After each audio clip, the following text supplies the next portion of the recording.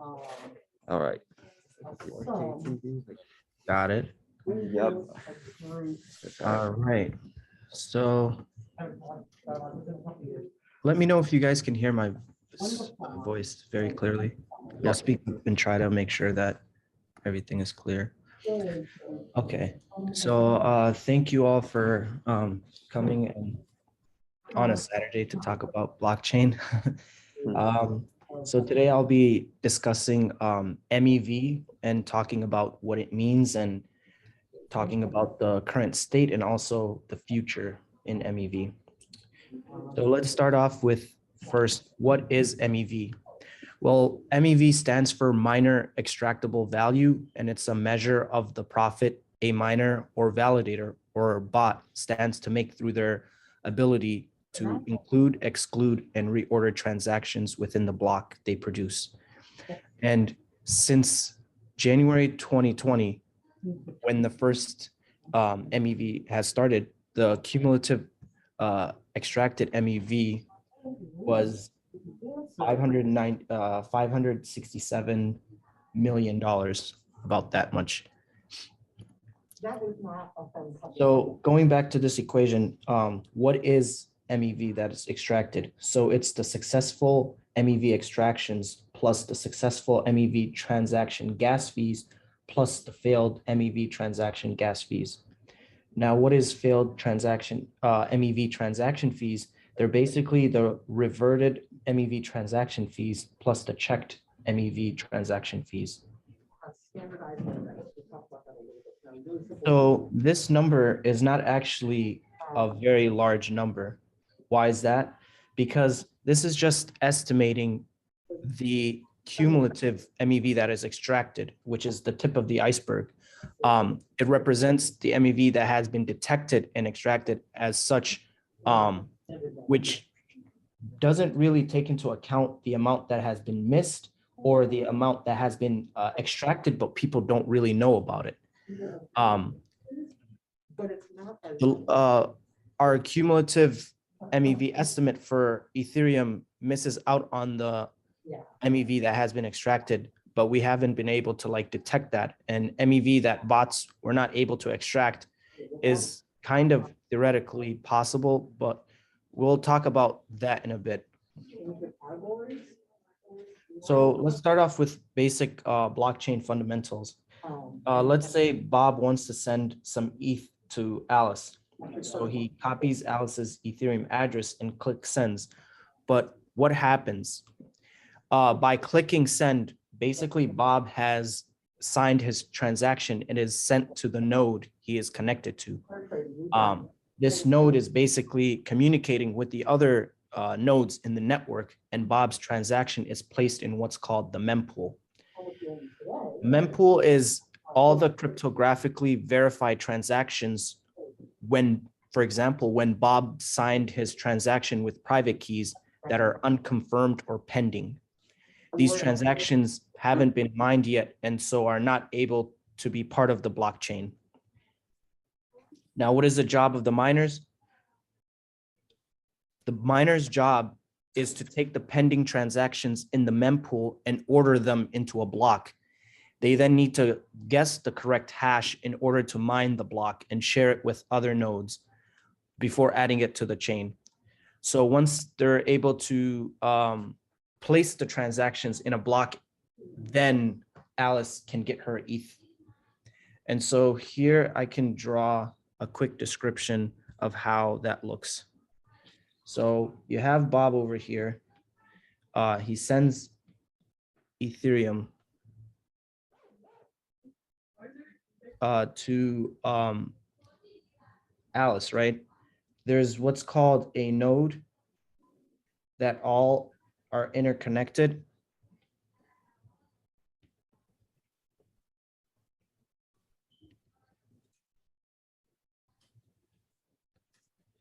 And they basically confirm the transactions sent. I mean, they're unconfirmed transactions.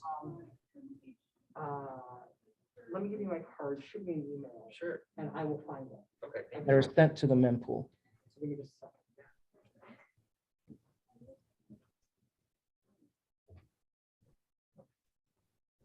Now the mempool,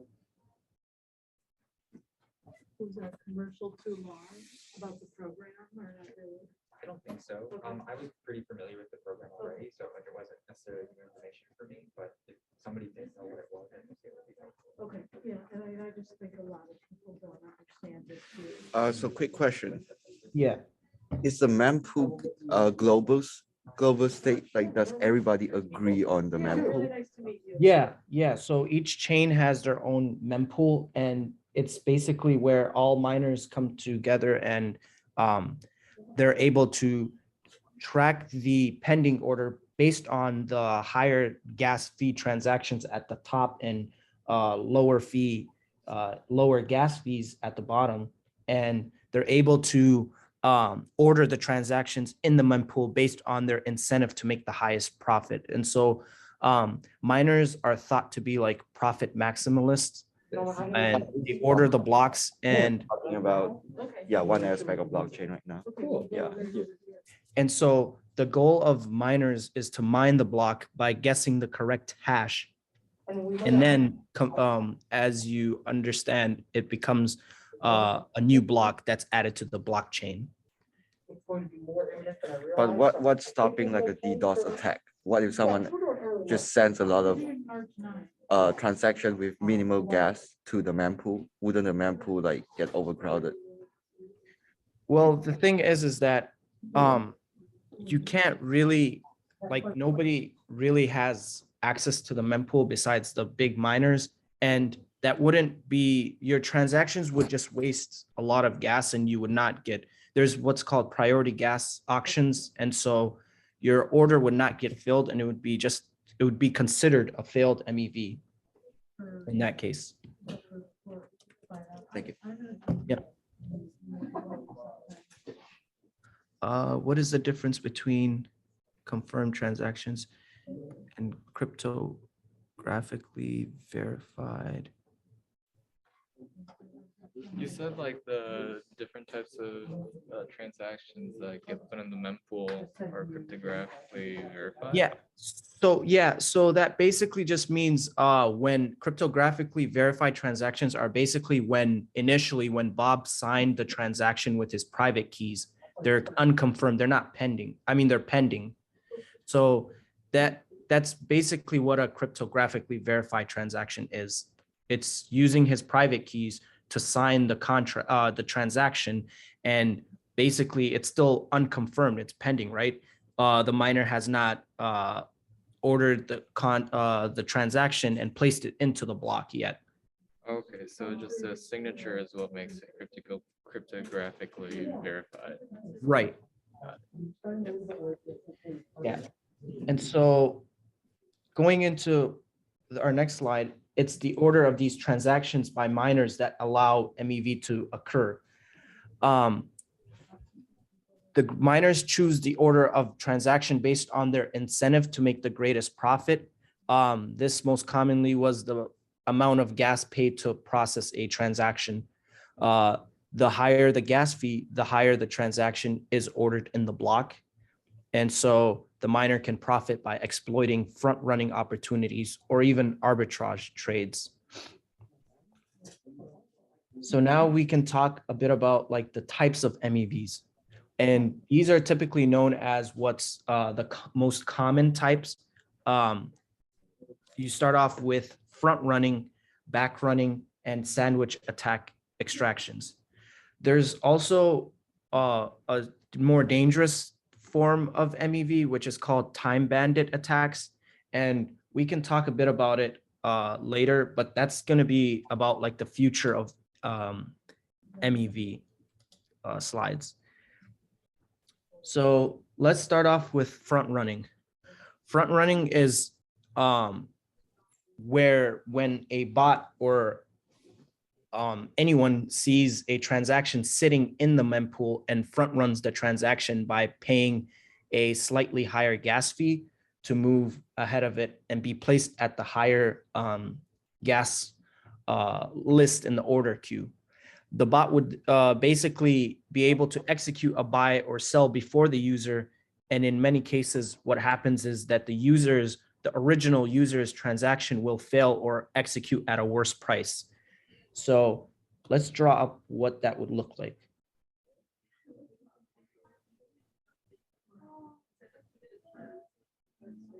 Say we have that, and let's say we have transaction 1, we have transaction 2, transaction 3, and we have transaction 4, transaction 5. So let's say that the shaded represents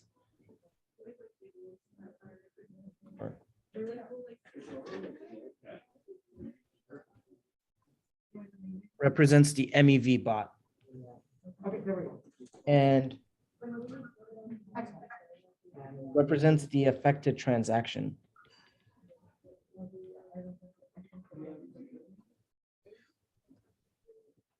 So let's say that the in the mempool, the MEV bot, this guy is basically willing to pay a higher gas fee and jumps in front of this transaction. He's basically in front of transaction 4, which is the affected transaction. This is like the original person. They scan the mempool. They see that this person wants to execute a trade for a certain token, and they see that they can basically raise their gas fee a little higher, paying a higher gas fee, and jump in front of transaction 4 in the ordering. So what happens to transaction 4 is it may be executed at a worse price, or it may even fail to execute. And then you can. So you can see from this that really front running is not seen as a good thing, and typically it's not legal in regular traditional finance markets. It's like saying, let's say the market maker saw what you were ordering and literally bought before you and sold it to you at a higher price, or even just not even buying it, but like just buying it before you beforehand and knowing it. And so what happens is that the demand for that product goes up and the price of it goes higher, because now you have to pay a higher price due to what the other person paid before you that front run you. So we can get into what's called back running. It's the second type of MEV. This is when a bot detects a transaction in the mempool that will likely cause like a large dislocation of price due to slippage. And what it does is that the bot will execute an arbitrage transaction directly after to bring this asset price back to parity. This type of MEV is considered good because it helps make the market more efficient. We can do another diagram of that. And the course sequences for crafting. Which might be really. So let's say we have transaction 1, I think she prefers face-to-face, but I mean, 2, I think that's what Carlson schools. transaction 3. Most of the parties in the office, but people in Charlotte. This time. So let's say there is transaction 2 is about to be executed, and it caused what's called a mispricing of asset due to slippage. And from my understanding, everyone's familiar with slippage, right? Yeah. Okay. Well, I think that's something you could. She's the curriculum below, and she's always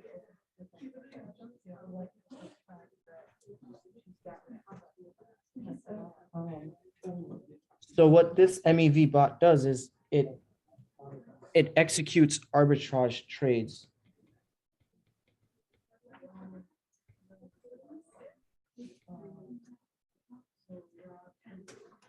After that transaction to bring back the prices in line. So isn't this literally just arbitrage, like any arbitrage? Correct. So let's say there's a pool where the price of ether is at 2,000 or something, and the price of ether in another pool is at 2,500. And the reason for that is that this pool, someone had a large sell order. What happens is that it'll automatically buy at the initial one that's at a very low price and sell it at the higher one. And continuously doing that, we have tons of bots that will compete with one another and bring back the prices in line to make sure that both pools have the same pricing. And that could be through arbing from like DEXs to centralized exchanges, making sure that, yeah, for example, centralized exchanges have like a price on it. DEXs will have to be in line to make sure that without a limit order book, prices have to be the same efficient. And so that's pretty much explaining how back running works. And it's considered, yeah, the good MEV. Wait, so arbitrage takes advantage of inefficient markets. But by Correct. doing so they return it to like they stabilize the market, right? After doing the arbitrage, which is why Yeah. it's very good.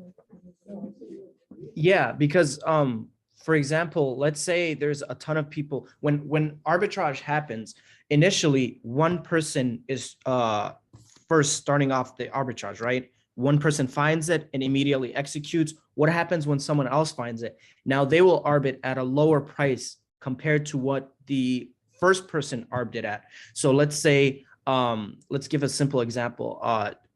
Let's pretend that Dogecoin is at 14 bucks, and in another pool, it's at, not another pool, but like another exchange, it's at 20 bucks.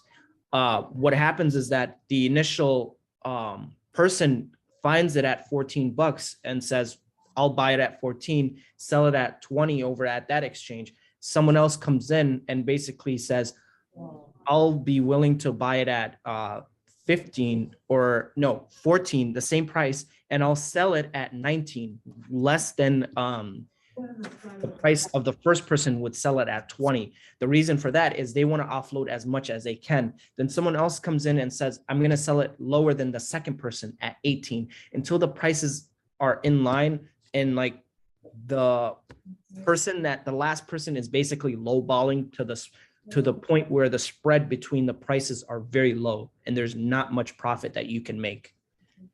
And that's considered efficient markets, where now there's people that can't make money off of the dislocation in the price. Does that make more sense? Yeah, that's great. Okay. I'm trying to think if they're actually helping out the market, or since they are pocketing all the difference, right? So like, it's like, yes, they are sort of making the market more efficient, but they take all the profit from the difference in efficiency. If that makes. Yeah, I agree. And we will get into that more, but what actually happens is that there's things called like flash bots and other tools that people can use that basically democratized MEV. So anyone can actually do this, and it's lowered the stakes to actually starting off in MEV, which causes a huge like a challenging time to actually capture a bundle, basically. The issue with that is that now that you have multiple people running the same arbitrage, there's less transaction. There's less fees that are secured. And here's basically showing a graph of that. As initially we had prices, MEV, successful MEVs have been going up, and then they've been declining, but now they've been on a still, they've been declining lower. And that's the reason for that, because more people are able to run their own flash bots and run their own MEV. What happens is that now there's less amount of transactions that are successful. There's more competition pretty much. Is there any DEX that runs their own MEV bot to like sort of profit from the arbitrage and then reinvest it back into the pool or something like that? I think it was, I don't know if CowSwap is, it's like a DEX aggregator. I'm not sure if that would be considered a DEX, because they're pretty much, what they do is they're able to buy and sell tokens using gasless orders, and they provide basically MEV protection from any of the other DEXs. I'm sure that there's probably something like that in Curve Finance, but I can't give you a right, like 100% answer. Sorry. Oh, thank you. So the next thing is, what are sandwich attacks? So sandwich attacks are when a bot places a buy order in front of a user's transaction and basically sells directly after the user's transaction is confirmed. Basically, it's kind of a way where they front run almost. They front run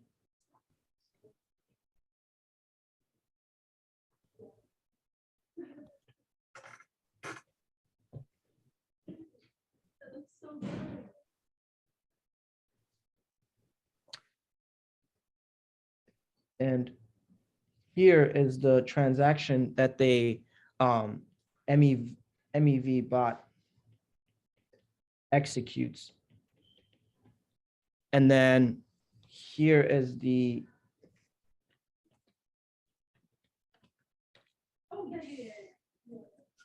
transaction.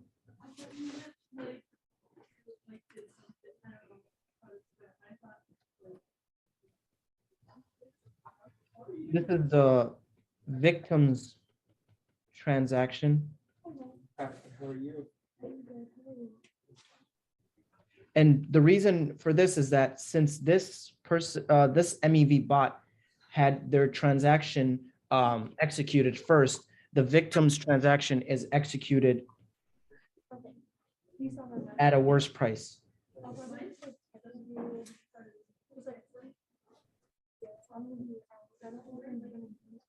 So now what the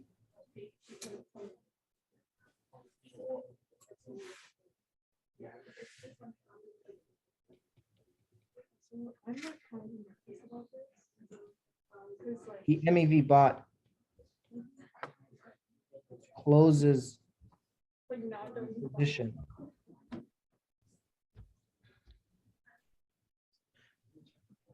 And make a risk-free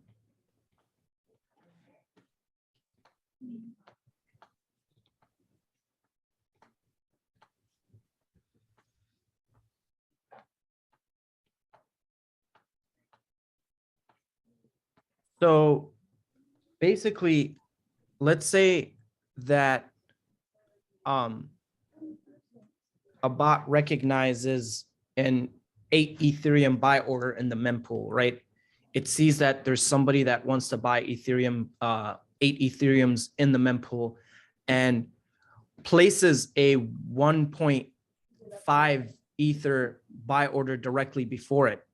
The user order is then executed at a higher price, and the bot sells into this price and makes a risk-free profit off of that, depending on the price of Ether where it's at. So the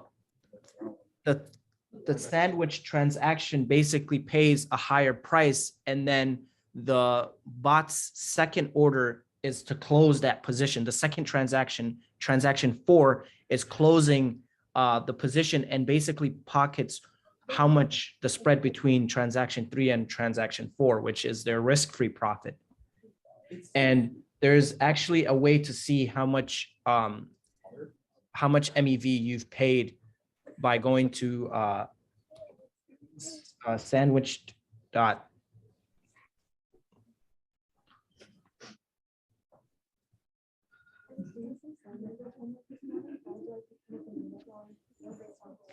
I think you're muted for some reason. Oh, did you hear? Sorry. You So got- Yeah, can you hear me? yeah, we can hear you now. Okay, yeah, if you go to sandwich.wtf, you should be able to find the exact place, I mean, the exact amount that you've been sandwich attacked. And it's an interesting way to see like whether your orders, you've been getting good fills or not. So, yeah. Let's Great. get into current state of MEV. So the history and current state of MEV can be all defined by non-miner activities. As I mentioned before, the 3 MEVs that were done, Ethereum miners were not yet attempting to exploit MEV by arbitrarily ordering blocks or censoring transactions. They've not been doing that. It's all been arbitrage bots that are running on dexes that account for most of the extracted value. Basically, arbitrage has accounted for almost 99% of the total MEV that is extracted on the Ethereum network. And basically, a lot of it occurs in Uniswap v2. And does anyone have an idea why that is the case? I was thinking like maybe stable coins, especially because their liquidity, like stable coin, once they deviate, there's really no reason why someone wouldn't come along and return it back to one peg. And so it's sort of like a risk-free arbitrage. Yeah. But also, what other thing do you see that is common? Like, what is the biggest protocol that is the most used and has the highest total value lockup? Oh, I was. You understood it. I don't I don't really get understand the it. question. And then when I asked Uniswap him, he was like, "Oh, So which protocol has the highest TVL out of all 3? Uniswap? Yeah, in this there's only second reports, like, I already knew all that. Aave, Balancer, Bancor, Compound, Curve, Uniswap v2, and Uniswap v3. It's Are you saying it's proportional to TVL? right. And so basically, Didn't even notice that. MEV is anytime someone interacts with the blockchain or the functionally infinite smart contract on the train, then MEV can be created.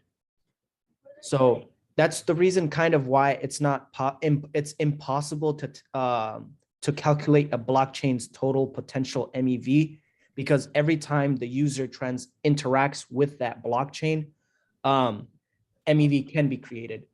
And the most heavily used protocol is Uniswap v3, and everyone's familiar with it. And that's basically the reason why a lot of it, it's probably the most extracted MEV splits. Gotcha. I have a question about the pie chart on the left.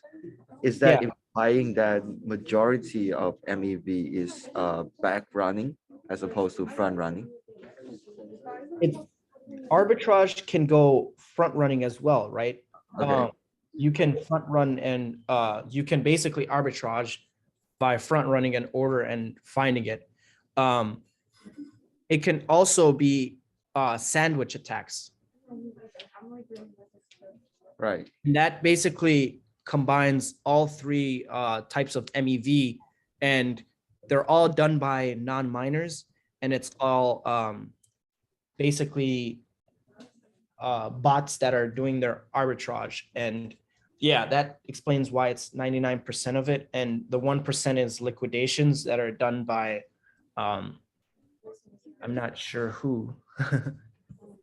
Liquidation is just for collateralized debt positions, right? When the collateral goes below the Right. liquidation threshold, it gets liquidated. Yeah. Yeah. Yeah, I assume that's also done by bots as well. Yeah. Could that also be done by miners? Couldn't that also, or no? Yeah, I mean, like, I'm curious why miners wouldn't be the main source of bots, because they are the one who's handling transactions, right? Like, Right. what's stopping miners from doing so? Well, yeah, that's gonna be what I'm gonna talk about for the future of MEV. Where I'll explain it. It's time bandit attacks, and you're familiar with that time bandit attack where they're able to remine the 2 blocks and capture the MEV by going back in time and not going back in time, but like just escaping the preordained blockchain to reorganize past blocks. And yeah, I can talk about that. And How do you stop sandwich attacks from happening? Like, I just feel like there's no way to stop it. Are there like workarounds to like prevent sandwich attacks from happening on the chain? I will stop this Uber and I will walk this up. Right, right. There is kind of a way, but not really at the user level. And that's a good question as well. And I'll be covering that in the next slide.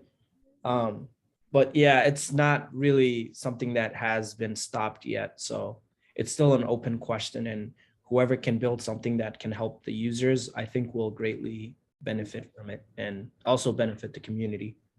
Yeah, because it was bad because it's so cool. Yeah.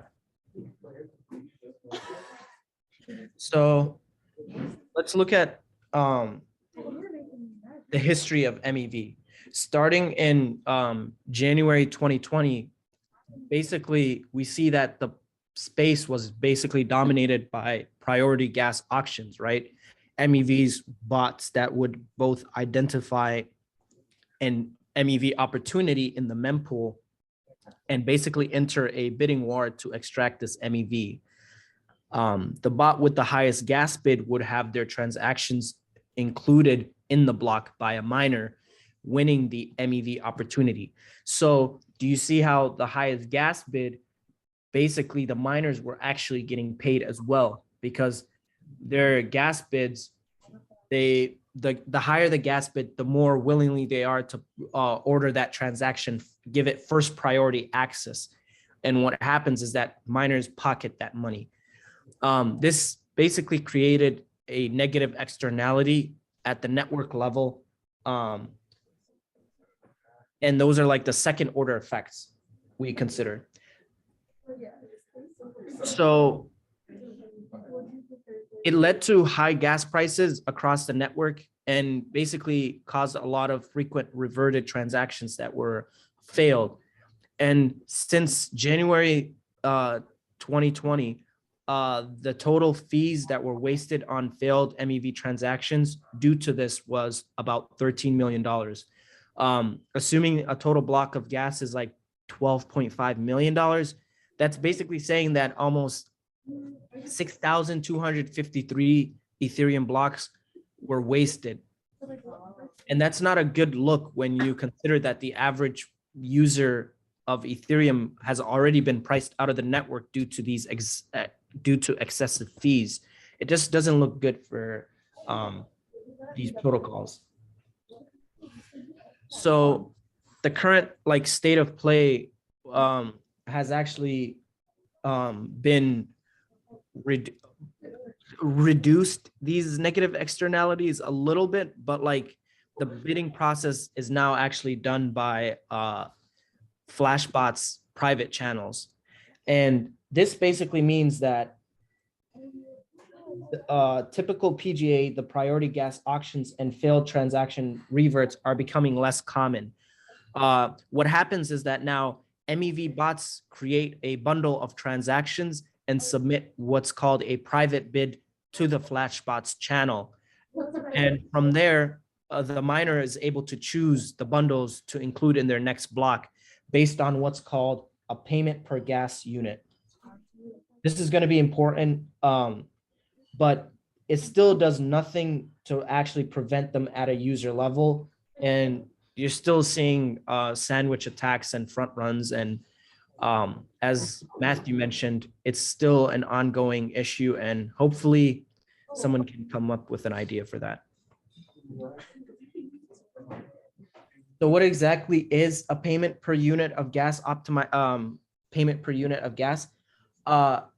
Miners don't actually prioritize transactions in this case by profit percentage of the transaction by profit percentage. Basically, the Flashbot auction optimizes for payment per unit of gas.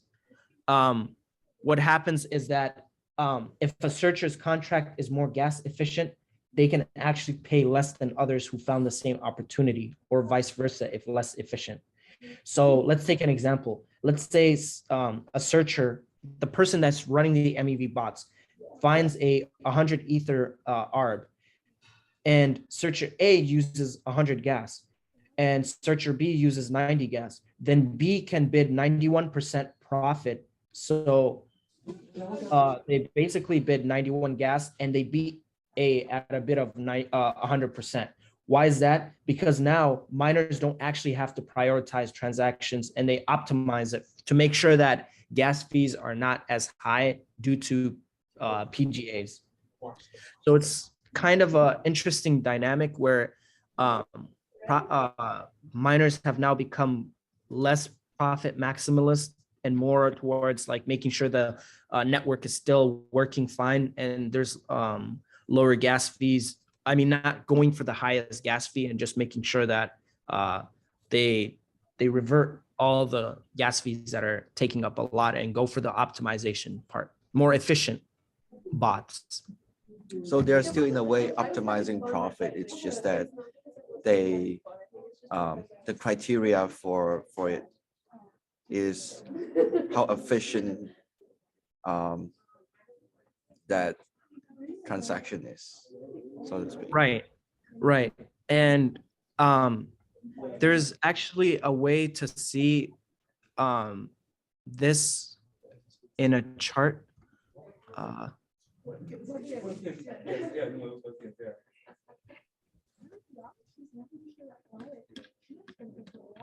Just a second, sorry.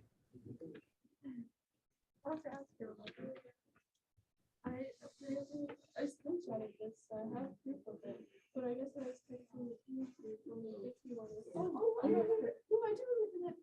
And then you're like, oh, then I get litter. You can't. Wait, is that like talking? Sorry. Yeah, I'm trying to paste a chart of this optimization part.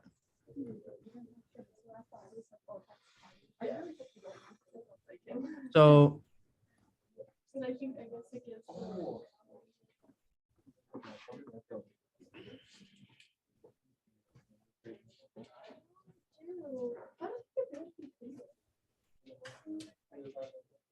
Did you generate this chart? what was that? Did you generate this chart?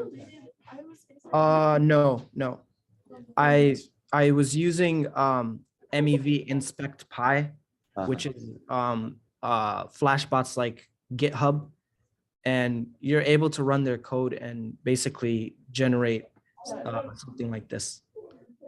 And so what happens is that this chart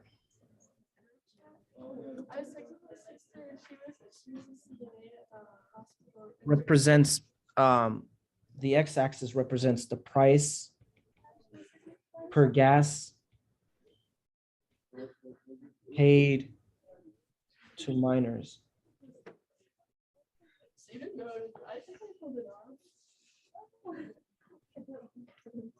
Oh, no. And this represents the number Ding, ding, of ding. That wasn't, I thought it was funny because you guys all can see me typing. arbs, Oh my God.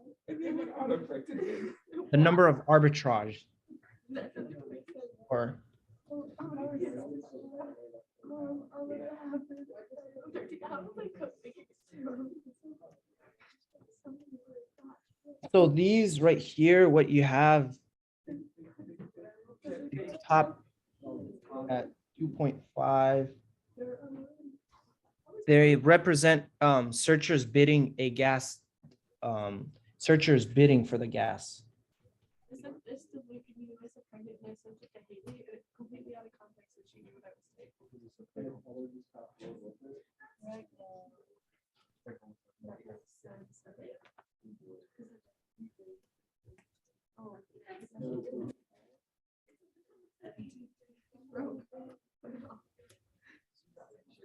And the little on the this little spike on the left is one, basically one WI, which is the smallest bid accepted by the auction. Basically, searchers don't see as much competition for these, and so they don't really go for that. You can definitely see this on the Flashbots GitHub link, and I can share that at the end of the meeting. So now let's talk about the future of MEV. Since the current state of MEV is dominated by non-minor R blocks, the MEV that is extracted is classified as basically simple MEV. The front running and back running and sandwich attacks, those are all simple MEV.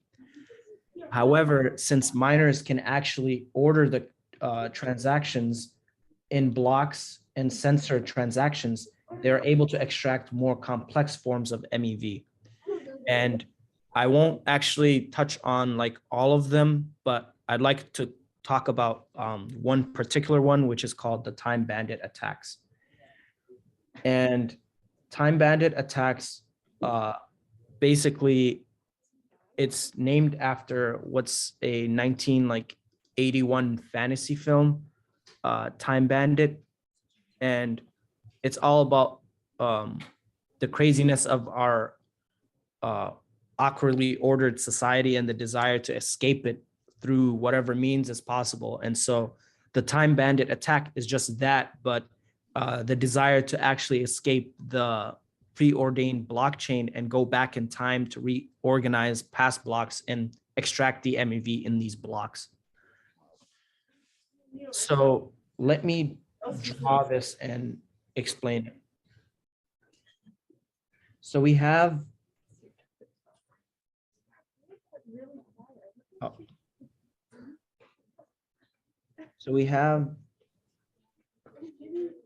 these blocks, right?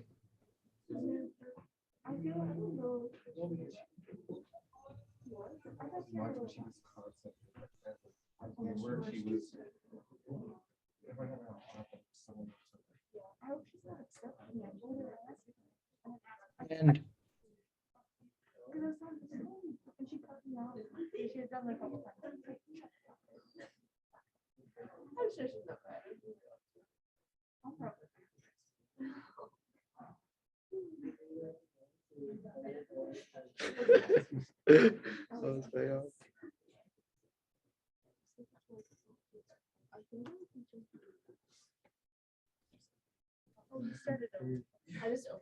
yeah, so basically I'm drawing up all the blocks, and what happens is that we have two miners.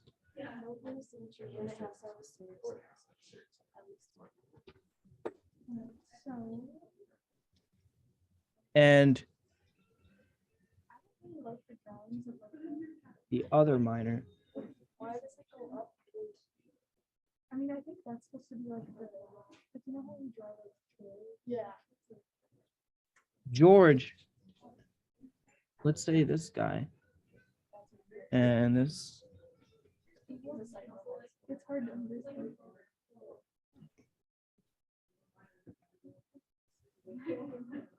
Which subject comes up?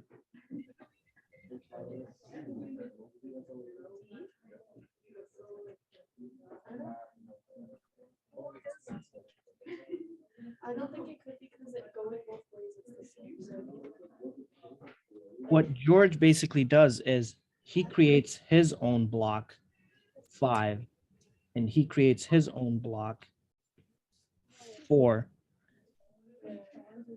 and takes it and connects it. okay, so this because okay, so if we were to flip this over here, it could be still superimposed. Yeah, because if you flip it, then it's the CL and the CL is flat, so then it.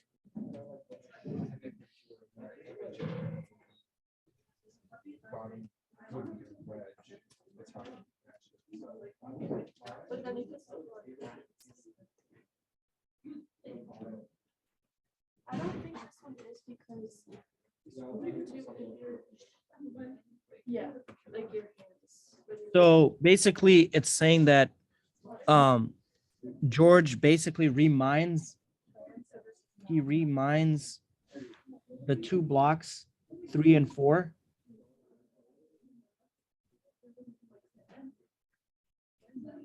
And captures the MEV. And after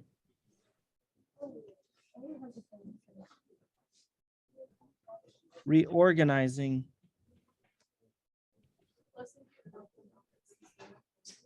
George owns the longest chain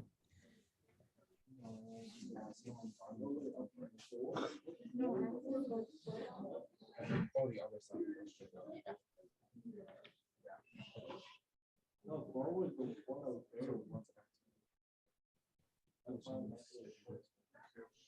So let me try to walk through this and explain it step by step.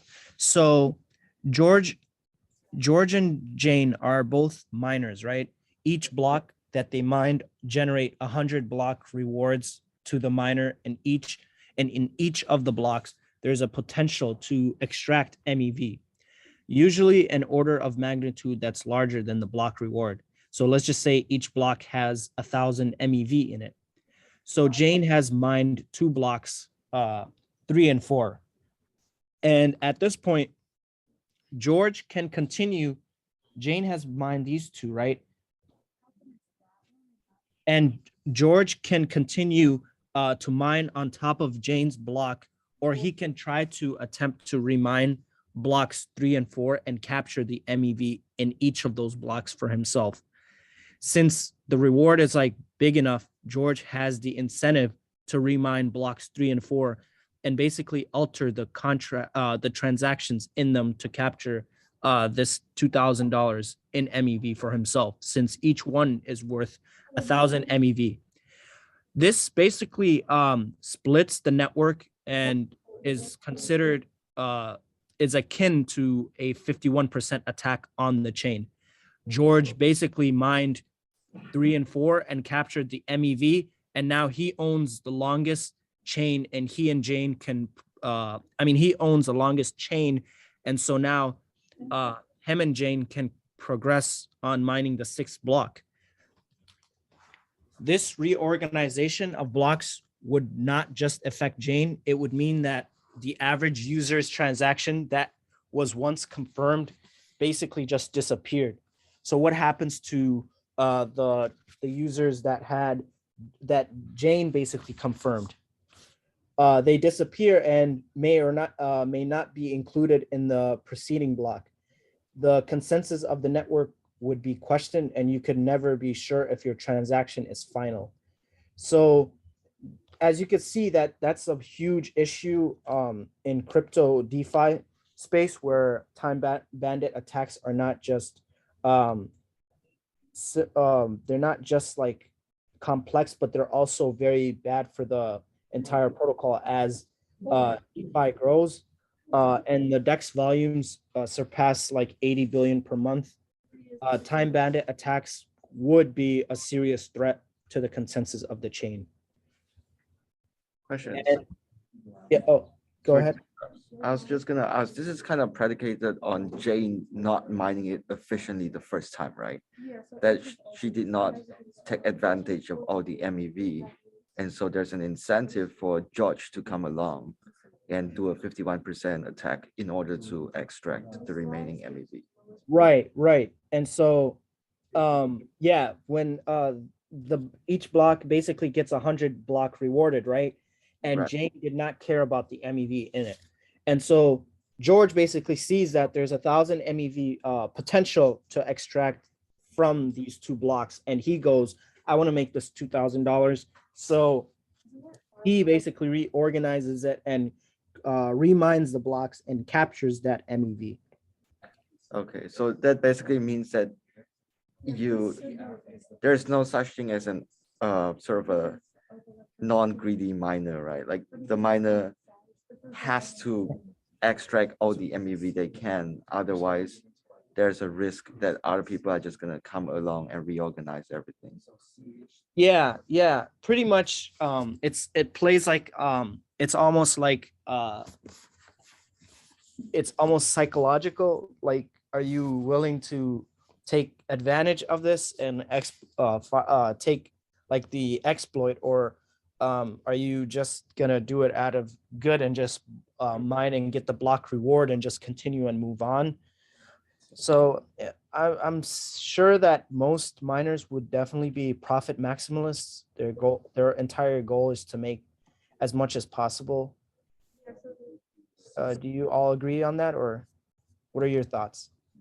Yeah, that makes sense, but it kind of forces miners to also be like running optimization algorithm, some sort of a convex optimization, or I don't know, like now they have to figure out how to best extract MEV, even though all they wanted to do is just include transactions into blocks. Right. And basically, since the MEV and like the blocks is like extremely large, attackers could basically use these profit to like rent like hardware from the cloud in order to perform their own like 51% attack. But it does seem like unlikely that miners would damage the long-term growth of the network. So it basically says like, do you want are you willing to like um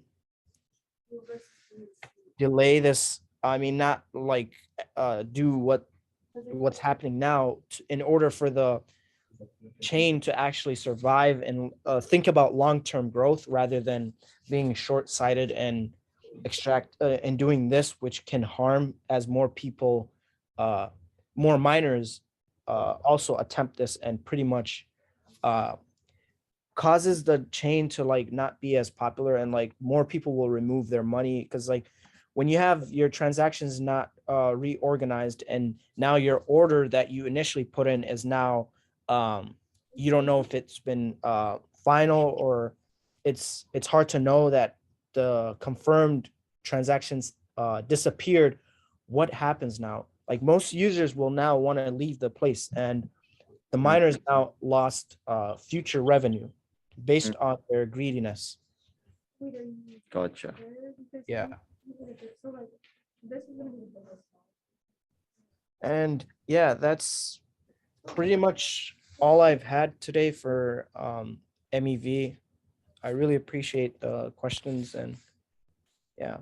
Yeah, thanks so much. This is a great presentation. Great presentation. Yeah. Yeah, I was- sorry, we had some difficulties where like I was trying to like draw it out as well and like talk.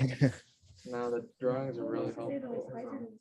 Yeah, I was thinking if you could like include this drawing, we could maybe like simplify this a little bit and well, I guess like make it a Tuesday presentation, like somewhere down the line. Ooh, Yeah, Yeah. Yeah, yeah, good idea. there's a lot to discuss about with regard to MEV. Oh, yeah. To practice sandwich attacks. Yeah, like I looked up like sandwich.wtf, like apparently I have not been sandwiched yet. So there's clearly, There's room clearly, for growth. yeah, room for growth. Yeah. So do you think, I don't know, it sounds like MEV is a problem that will never go away because as long as the ordering of transaction matters, there's always a room for MEV. Yeah. But the issue is that I think, wait, do you mean like room for growth in sandwich attacks? Oh, no, so that was two separate discussion, but Yeah. we were just saying that obviously not every MEV has been extracted yet because like I haven't been sandwiched. But also my second question was, it sounds like MEV exists because the ordering of transaction matters, right? Like if let's say because slippage, it's important that your transaction happened before another person's transaction going in the same direction. And so there's always MEV. So yeah, I guess what do you think about that? Yeah, I agree because it's honestly impossible to say like how much MEV potential there is, and that's due to that as we get more retail onboarded onto DeFi, there's definitely more going to be more interactions, and you can see from the chart here that Uniswap v2 has the highest MEV because it's like the most popular protocol that most people use. And I believe that it's it's going to be still increasing, and it all depends on honestly how you understand how to play the game for each consensus, because it differs between the different consensus chains. For example, Solana, it's more of like high frequency trading being like the fastest front running. That's the type of MEV there is. For Ethereum, there's sandwich attacks. Certain people will run MEVs on NFTs, like depending on, there's an NFT that's about to drop on the public after a whitelist, and what some of these bots will do is like wait for it and purchase it, and then immediately the next person that they basically front run, because they can't really do a sandwich attack since the price of the NFT is at a single finite price. It's at a discrete price, and basically after it, in the aftermarkets, they're able to sell it for a higher price, and that's kind of what happens with MEV. Like it all depends on honestly the amount of new users that are being onboarded into DeFi and crypto, and so I believe that there's a lot more room for more potential MEV to be extracted, but also the competition becomes much fiercer because now you have people running much more faster, efficient codes, and understanding that how they can they can run their super gas efficient bot that can spend the least amount of money on pay the least amount of money on gas and still capture the MEV on that chain. And so this competition becomes much more smaller, and now there's only a handful of people making a lot of the money. And yeah, pretty much that sums up what I think. Interesting. Yeah, thanks so much for this presentation. Yeah, anytime. And yeah, I can share the, have you all checked sandwiched to see how much, or was it just you? Can you check yours? Hmm? Sandwich dot. Sandwich out WTF? No, I didn't. I should have though. I was like, I was putting in Rapson ETH into my like MetaMask wallet, so I didn't know if I'd screw it up or something. So. No. It'd be funny if someone runs MEV on the testnet. That'd For be so shits and funny. giggles, you know? Yeah. Maybe that's what we can do. Yeah, we could. Yeah. Let's do it. Testing it out before doing it on the real thing. Exactly. That's how we're gonna make. That's how we're gonna get some funds for the club, man. Yeah, gotta Robson ETH to fund our club. Let arbitrage attacks to fund to fund the club. So yeah, thanks Abdullahi. Thank you, Kwan, and thank you all. I'm gonna share the resource, like some papers that explain like quantifying blockchain's extractable value, like how dark is the forest. It's a good paper. Why do they call it Ethereum is a dark forest? I don't. What's the matter? So the thing about it is that they call it the dark forest because a lot of times in these areas it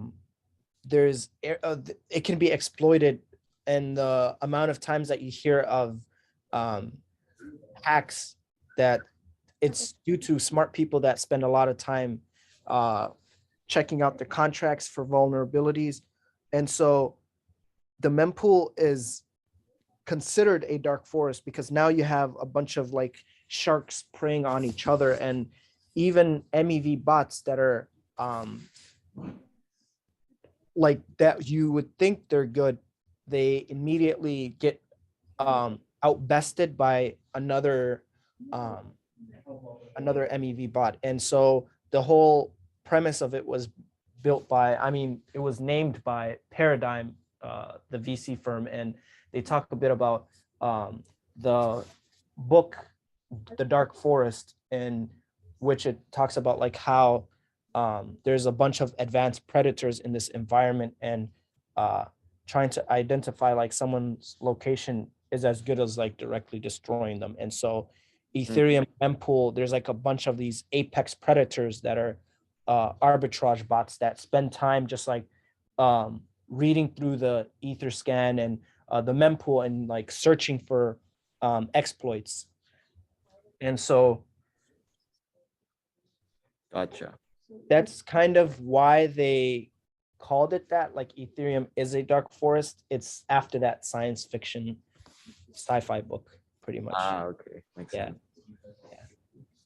It's almost like a battleground, and like there's only apex predators, like the best survival of the fittest, pretty much.